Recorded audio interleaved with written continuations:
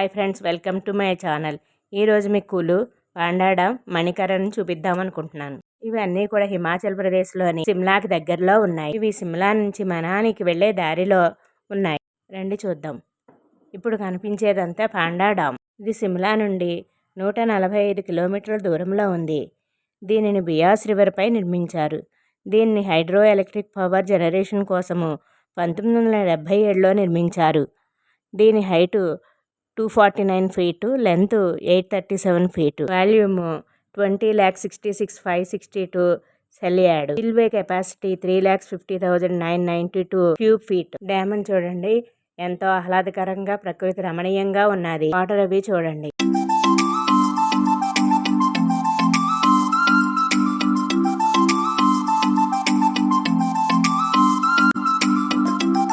ఇంకా కులూని చూద్దాం. కులీలో adventures, games, ఇక్కడ రివర్ రాఫ్టింగ్ అది ఉంటుంది. డిఫరెంట్ టైప్స్ ఆఫ్ ప్యాకేజెస్ ఉంటాయి. మనం ఎంతమంది ఉన్నామో దాన్ని బట్టి ప్యాకేజ్ మాట్లాడుకుని వెళ్ళొచ్చు. ఇవన్నీ అడ్వెంచర్స్ అన్ని చేయడానికి చాలా బాగున్నాయి. రివర్ రాఫ్టింగ్ కూడా చాలా బాగుంది, బాగా ఎంజాయ్ చేయొచ్చు. ఈ రివర్ రాఫ్టింగ్ బియాస్ రివర్ మీద ఈ రివర్ రాఫ్టింగ్ జరుగుతుంది. ఇక్కడ పారాగ్లైడింగ్, జిప్ లైనరు,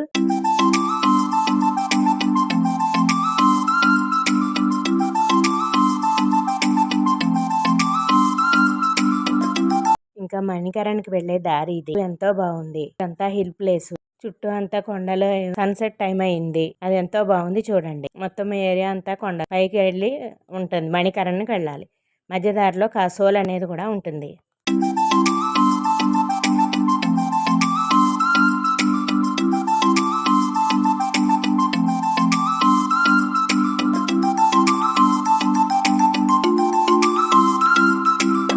కసోల్ ఒక స్మాల్ విలేజ్. ఇది భూంతార్ మరియు మణికరణ్ మధ్య పార్వతీ నది ఒడ్డున పార్వతీ లోయలో ఉంది.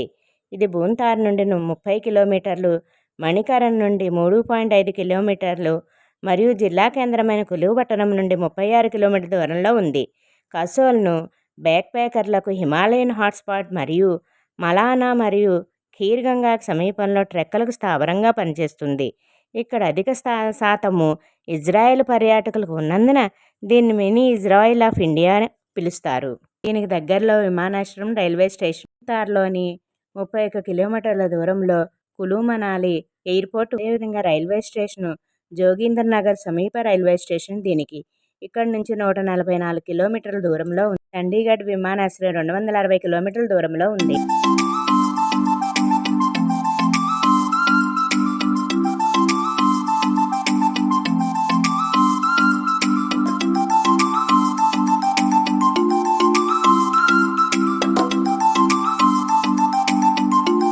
మణికరణ్ హిమాచల్ ప్రదేశ్లోని కులు జిల్లాలో భూంతారుకు ఈశాన్యంగా పార్వతీ నదిపై పార్వతీ లోయలో ఉంది. బియాసు పార్వతీ నదుల మధ్య ఉంది. ఇది 2,650 మీటర్లు లేదా 7,956 అడుగుల ఎత్తులో ఉంది. ఇక్కడ శివాలయం ఉంది. పార్వతీదేవి శివుని ఇష్టమైన సతి. పార్వతీదేవి ఆత్మార్పణ తరువాత ఈశ్వరుడు తన శాంతగుణాన్ని పొందాడు. అంటే ఆ లోకమాత పార్వతీదేవి కారణము. ఆ ప్రణయ సల్లాపాల సుమధుర దంపతుల ఒకానొక రోజు భూలోకం సంచరించే సమయంలో ఆ దేవి యొక్క చెవి కమ్మలు ఈ మణికరణ్లో పడ్డాయి. అప్పుడు ఆ కమ్మలను తస్కరించిన ఆయాశేషుడు ఆ పరమేశ్వరుడు ఈ సన్నివేశానికి ఆగ్రహించి శివతాండం చేశాడు. పార్వతీదేవి ఆవేశం తగ్గించుకోమని అడుగుతుంది.